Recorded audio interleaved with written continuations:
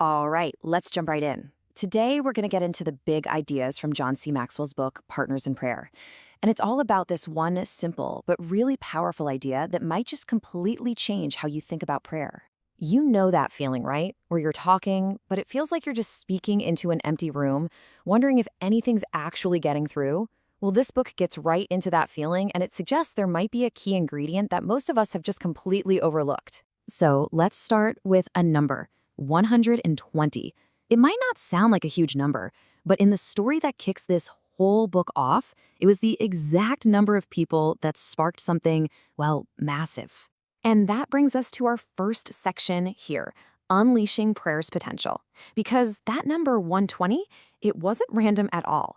Turns out it was the beginning of something pretty incredible. So get this. This quote is from a story in the foreword by Max Lucado. He challenged his church to find 120 people who would commit to praying for him every single day. And within a month, he had them. And the results? They were almost immediate. The church broke its Sunday attendance record not once, but twice. And it's not just about attendance numbers. The book is filled with these really dramatic stories. I mean, in one case, a tornado was heading right for a conference center with 2,500 people inside. The moment the warning came, over 100 of these dedicated prayer partners just dropped to their knees. And right then, at that moment, the tornado just suddenly turned and vanished. It's a crazy story, and it's in there to show that prayer can have this tangible, real-world impact. The author uses this fantastic metaphor throughout the book. He calls it the prayer banquet. The whole idea is that this incredibly rich, fulfilling prayer life is available to us. It's like a huge feast. But so many of us, just out of habit, we stick with what we know. We just grab the simple bologna sandwich, and we totally miss out on the incredible spread that's right there in front of us. And this leads us straight to the heart of the book, the power of partnering. The secret to moving from that boring sandwich to the full banquet, it isn't just about trying to pray harder on your own. It's about praying together. So where did this all start for the author himself? Well, it began with a really simple offer from a guy named Bill. And Bill wasn't some famous pastor or anything. He was just a regular guy who walked up to Maxwell and said, "I feel like I'm supposed to pray for you every single day."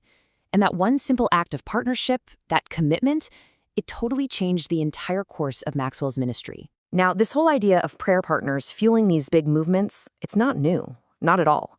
The book points out this powerful pattern that you can see all throughout history. You look at Charles Finney back in the 1800s or Billy Graham in the 1940s, all these major spiritual revivals had one thing in common. They were kicked off by small, organized, dedicated groups of people praying together. And this quote from John Wesley it just nails it, doesn't it?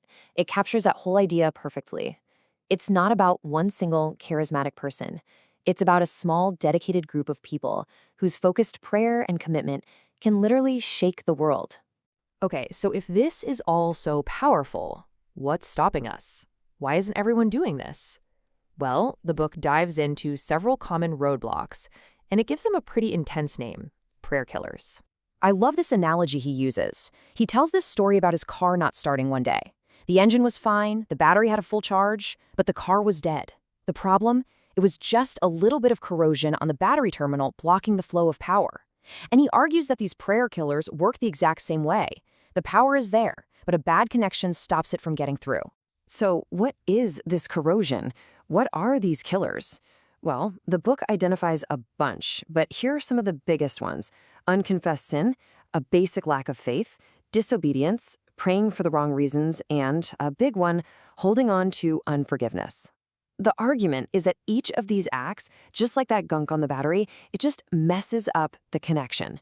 Let's just zoom in on one of these for a second: lack of faith. The book uses this really vivid image from the Bible, describing it as being like a wave in the sea, just blown and tossed around by the wind. It paints this picture of total instability, right? When we don't truly believe, our prayers just have no foundation, and we're left feeling scattered and, well, ineffective. So, how do we clean off that corrosion? How do we build that strong connection? Well, that brings us to our final section: developing practical skills. And the book is loaded with real, actionable advice. Okay, this one is huge. Moving from vague prayers to really specific ones. I mean, just look at the difference here. Instead of just, "God bless my pastor," the book suggests praying something like, "Appoint my pastor to preach salvation this Sunday." That kind of clarity focuses our prayers, and honestly, it makes it a whole lot easier to see when an answer actually comes. Then there's the ASK principle from Matthew 7:7, which the book breaks down brilliantly. It's not just 3 ways of saying the same thing.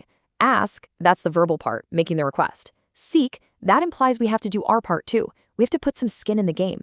And knock, well, that's all about persistence. It means you don't give up. You keep going until that door opens. Now here's a thought that might be a game changer for some of you.